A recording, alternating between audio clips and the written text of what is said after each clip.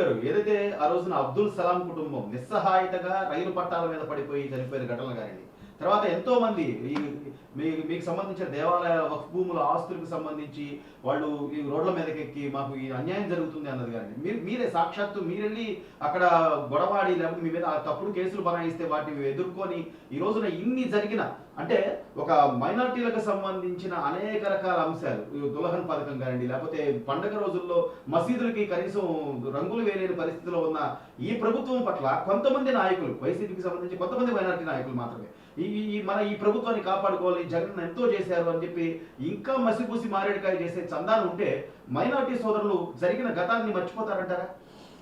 ఎక్కడ కూడాను మర్చిపోయేటటువంటి పరిస్థితి లేదండి. 100% ఏంటంటే ఒక సగటు ముస్లిం ఈరోజు ఆలోచనలో ఉన్నాడు, అందులో ఎటువంటి అస్యోక్తి లేదు. మీరు చూసుకుంటే కనుక అబ్దుల్ సలాంని ఎవరు కూడా మర్చిపోలేరు. అబ్దుల్ సలాం అంశం అనేది ముస్లింలకి సంబంధించిన అంశం కాదు. అబ్దుల్ సలాం అనే అంశం ఏంటంటే మానవత్వానికి సంబంధించినటువంటి అంశము. ఒక మానవుడు నేను తప్పు చెయ్యలేదు అని చెప్పేసి అతను ఈ ప్రపంచంలో, ఈ భూమండలంలో, ఈ ఆంధ్ర రాష్ట్రంలో ఎవరికి చెప్పుకోలేనటువంటి నిస్సహాయ పరిస్థితిలో ఆ కుటుంబం మొత్తం కూడాను కలిసి ఒక నిర్ణయం తీసుకొని ఒక రైల్వే ట్రాక్ దగ్గరికి వెళ్ళి పిల్లల్ని కాళ్ళు చేతులతో ఉంటారు ఇది తీసుకొని ఉంటారు, దాన్ని చున్నీ తీసుకొని వాటిని మొత్తం రైలు పట్టాలకి వేసి కట్టేసి వాళ్ళు ఎక్కడ లేచి పారిపోతుంటే కనుక మళ్ళీ దాని తర్వాత మొగుడు పెళ్ళాలు ఇద్దరు కూడా పడిపోయి నలుగురు ఆత్మహత్య చేసుకున్నారంటే ఇది ఎవరి పాపం? ఇది జరిగిన తర్వాత సిబిఐ ఎంక్వైరీకి ఇస్తాము అని చెప్పేసి సాక్షాత్తు మన అసెంబ్లీలో హౌస్లో మీరు ప్రామిస్ చేశారు. కానీ ఇవాళ వరకు సిబిఐ ఎంక్వైరీ లేదు, ఏమీ లేదు. యాజ్ టీజ్గా మళ్ళా కథ అలాగే కొనసాగుతుంది. ఇటువంటి సంఘటనలు 1 కాదు, 2 కాదు, 3 కాదు, అనేకమైనటువంటి సంఘటనలు. మిస్బా కానివ్వండి, అదేవిధంగా చూసుకుంటే ఇబ్రాహీం గారు కానివ్వండి, లేకపోతే షాహిదా కానివ్వండి, లేకపోతే గోనెగండ్ల మండలం ఎర్రబాడు గ్రామం కర్నూలు జిల్లాకి చెందినటువంటి హాజిరా కానివ్వండి. గతంలో మీరు చూసుకుంటే కనుక వీరి తండ్రి గారి హయాంలో ఒక ఆయిషా మీరా అన్న సంఘటన జరిగింది. ఇవాళకి కూడాను ఆ ఆయిషా మీరా యొక్క సంఘటనలో ఎవరు నిందితులు అనేది ఎవరికి తెలియదు. సేమ్ యాజ్ ఇట్ ఈజ్ ఇదే హాజిరా అంశంలో కూడాను ఇవాళ వరకు ఎవరు అనేది ఎక్కడ దూరం దాకా కూడాను క్వశ్చన్ మార్క్. ఇవాళ మీరు హాజిరా అంశంలో మీ పార్టీలో ఉన్నటువంటి నాయకులను కాపాడటానికి చేస్తున్నటువంటి కుట్ర అని చెప్పేసి చాలా స్పష్టంగా ప్రతి ఒక్కరికి కూడాను అర్థమవుతుంది. ఇన్ని సంఘటనలు, ఇన్ని దురాఘాతాలు చేసిన తర్వాత కూడాను మీకు ఒక చిన్న ఎగ్జాంపుల్ చెప్తాను. ఇన్ని జరిగిన తర్వాత కూడాను కనీసం ఎవరు కూడాను వచ్చి కనీసం పరామర్శించారు.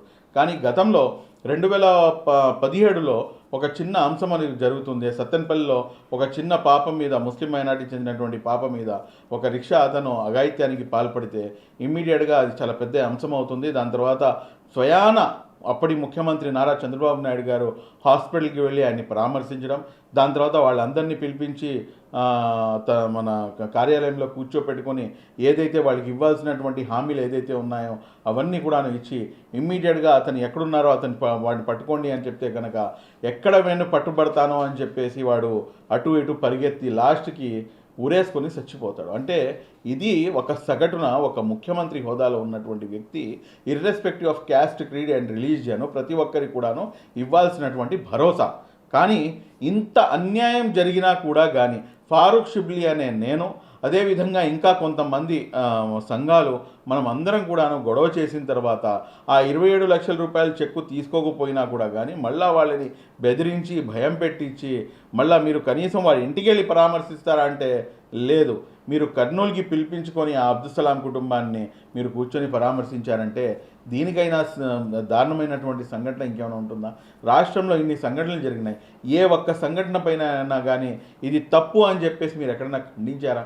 కాబట్టి రాష్ట్రంలో ప్రతి ఒక్క అంశాన్ని కూడాను ప్రజలు గమనిస్తున్నారు. గతంలో బీజేపీతో పాటు కలిసి ఉన్నా కానీ ఎక్కడా కూడాను మా మనోభావాలకు కానీ లేకపోతే మాపై దాడులు కానీ ఎక్కడా కూడా జరగలేదు. ఈ రోజున నాకు బీజేపీతో సంబంధం లేదు అని చెప్తూనే భారతీయ జనతా పార్టీ అధికారంలో ఉండే రాష్ట్రాల కన్నా దారుణంగా ఇక్కడ జరుగుతున్నాయి అని చెప్పేసి సంఘటనలు ప్రతి ఒక్కరికి తెలుసు. కాబట్టి రానున్న రోజుల్లో ఖచ్చితంగా ప్రతి ఒక్క అంశాన్ని కూడాను ప్రజలు గమనిస్తున్నారు. రాష్ట్రంలో ఉన్నటువంటి ముస్లిం మైనార్టీలు స్పష్టంగా నారా చంద్రబాబు నాయుడు గారు వైపు ఉన్నారు. నారా చంద్రబాబు నాయుడు గారు ఖచ్చితంగా ఈ రాష్ట్రానికి ముఖ్యమంత్రిగా అధిష్ఠించాల్సినటువంటి అవసరం ఉంది. మేము పదే పదే చెప్తుంటాము, రాష్ట్రం బాగుండాలి, రాష్ట్రం బాగుండాలి. రాష్ట్రం బాగుంటేనే రాష్ట్రంలో ఉన్నటువంటి అన్ని వర్గాల ప్రజలు బాగుంటారు. కాబట్టి మేము ప్రత్యేకంగా మైనార్టీలో అన్న మాట కాదు, మేము రాష్ట్రం యొక్క సర్వతోముఖాభివృద్ధి గురించి మాట్లాడతాము. రాష్ట్రం అన్ని విధాలుగా అభివృద్ధి చెందాలంటే కనుక నారా చంద్రబాబు నాయుడు గారు ముఖ్యమంత్రి కావాలి అని చెప్పేసి మేము కోరుకునేవాళ్ళం.